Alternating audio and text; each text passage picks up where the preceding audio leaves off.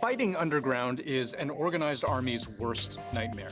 As Israel's forces press into Gaza, the many kilometers of tunnels dug by Hamas nullify many of the natural advantages that they would get above ground. And right away, this comes down to three very basic things: light, space, and air. They describe going down as incredibly dangerous and difficult, saying that it's very disorienting. They describe it as feeling like you're underwater. There's a lack of oxygen. The thing to understand is that these tunnels can go very deep underground. Last year, the Israel Defense Forces discovered a tunnel under Gaza plunging 70 meters below ground. That's deeper than New York's deepest subway station.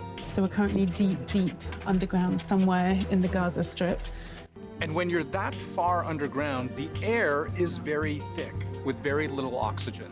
Some tunnels have ventilation going right up to the surface, but we've also seen images of oxygen tanks lining tunnel walls. In this propaganda video, militants from the group Islamic Jihad show off the labyrinth of tunnels deep below the Gaza Strip. At this depth, Israeli forces would also be operating partially blind. Any kind of communication equipment that relies on satellite technology or simple line of sight would be useless this deep below the surface. The people who are going into the tunnel lose most of their access to the electromagnetic spectrum. They can't communicate easily with the surface and in some cases with each other. Hamas, on the other hand, has communication hardwired. Those old-fashioned landlines allowed Hamas leaders to communicate underground with one another in secret. They avoided using computers or cell phones in order to keep from being tracked by Israeli or U.S. intelligence. Electricity provides light, but Hamas controls the switches. And in pitch darkness, Israeli night vision wouldn't work nearly as well. Fighting would also be cramped. Israel has the upper hand from the air, but boots on the ground means fighting underground, and it's not going to be easy. Israeli special forces have an entire subunit trained in underground warfare, how to find, enter, clear, and destroy Hamas tunnels. According to multiple reports, Israel has been experimenting with at least half a dozen pieces of anti-tunnel technology, including, apparently, tiny monster truck-like robots that can go in first to map what's ahead. You can also use uncrewed aerial vehicles where space permits, that you can let them fly in and try to navigate. But bottom line, tunnels are unpredictable. They're dark, claustrophobic, possibly booby-trapped, and unfamiliar to attacking forces. They are also vast. The Israeli army published this map in 2014, which we can't verify tunnel for tunnel, but it is a literal labyrinth stretching hundreds of kilometers, according to Hamas. And the maze under northern Gaza, where Israeli forces have begun moving in, is believed to be the most extensive part of the network, with long, zigzagging passages. Think of the Gaza Strip as one layer for the civilians and then another layer for Hamas. And what we're doing now is that we are trying to get to that second layer. A city below the city. They've diverted much of the aid that they've received from the EU, the US, Qatar, and others, which instead of building civilian infrastructure, they've been focused on this. For decades, this underground network has been used to smuggle goods in from Egypt. Back in 2007, the same year Hamas took control, CBC joined a pair of weapons dealers as they smuggled arms across the Gaza-Egypt border. Since then, the tunnel network has gotten much bigger and much more sophisticated. Let's look again at this map. When we showed it to you a moment ago, it was to show you how maze-like it is. But now, think of it like a network of veins and arteries carrying food, water, supplies, people, munitions, and weapons. Not pictured, the tunnels stretching south into Egypt. And there are many, many ways in and out. The network is believed to have entrances hidden in homes, mosques, schools, and other public buildings. The Israeli army also alleges there are access points within hospitals. This is an illustration of Shifa Hospital, and the underground facilities. From different places of the hospital, you can go into an underground tunnel that will provide you shelter. Now, we can't verify whether this is true, but a senior Lebanese official told the New York Times Hamas is thought to have enough food and supplies to last months underground. Hundreds of thousands, perhaps even more than 1 million liters of fuel, entire storage facilities filled with ammunition and explosives, and supplied by tunnels that, when they're not narrow caverns, can be wide enough for vehicles to travel through. It has its ammunition, it has lines of communication, large rooms, bathrooms, amenities, electricity, and most importantly, I think, it is equipped for prolonged stays underground.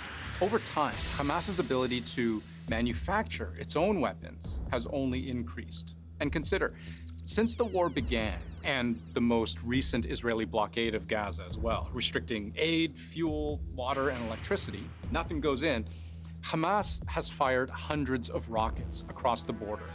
Long-range rockets stored on wall brackets can be rushed forward to be fired towards Tel Aviv and other cities from hidden gun pits connected directly to the tunnels. Their ability to fight and expend fuel, supplies, very much continues. Ariel Bernstein is a former Israeli soldier. Fought in 2014 in Gaza, knows what it's like to fight where the enemy has the advantage. He told the Associated Press, "It was like I was fighting ghosts. You don't see them." Defensively, Hamas will use tunnels to hide from attacking soldiers, allowing them to move freely between a series of fighting positions, even as missiles rain down on them from above. Offensively, Hamas can pop up where and when they want. They feel safe inside the tunnels, and they can emerge from the tunnels out and attack our forces anywhere. But once the IDF goes to a point, you have no idea if that tunnel pops up behind them. So you now have a 360-degree fight, not just to what's in front of you, to left and right. You now have to watch what's going on behind you all the time. It is a true three-dimensional fight. Now, Israel and the US have tried to map the network using magnetic, acoustic, thermal imaging, but it's tricky work. Tunnels lend many of the same advantages that submarines do.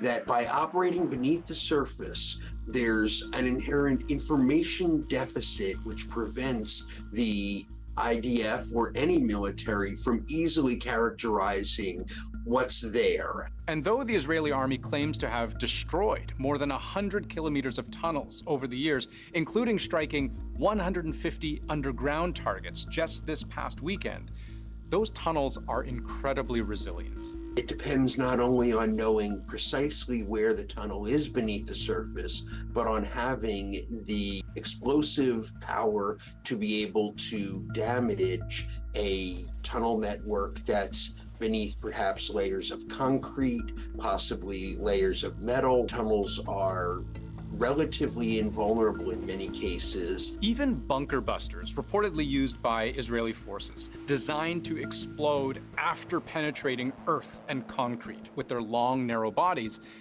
they don't go 70 meters deep, not even half that. There are reports of Israeli forces experimenting with sponge bombs, which create these explosions of hardened foam. You throw it at a tunnel entrance, it's sealed. But you've got to find those entrances first. So let's say Israeli forces survive the surprise attacks. They find the tunnel entrances that are hidden from plain sight, descend into a dark, unfamiliar maze against an enemy that knows the terrain infinitely better than they do. Then, after all that, they've still got the problem of hostages caught in the crossfire. It's believed the hostages are being held in the network of secret tunnels under Gaza. There are miles and miles of them. When Yocheved Lifshitz was released by Hamas last week after being captured on October 7th, her daughter described what she saw. My mom is telling the horrific stories. There are a huge network of tunnels underneath. It looks like a spider web. She also said there were at least 25 other hostages with her in large underground halls. And of course, there are likely many more she did not see. more than 200 others, Israel believes. Any attack underground would have to take those hostages into account. That they have to prepare for situations in which they are essentially negotiating or trying to find a way to defeat the occupants of the tunnels while also rescuing hostages and not getting them killed. Israel is very well known for taking care of our hostages and our soldiers. We will do many, many things that other countries won't. It is one of the goals of this operation, but the primary goal is to eliminate Hamas off the map. So, as the Israeli army pushes deeper into Gaza, what does tunnel warfare look like? Dangerous and complicated. And the collateral damage, that layer of civilian life, both above and below ground, just makes every aspect of this war that much deadlier.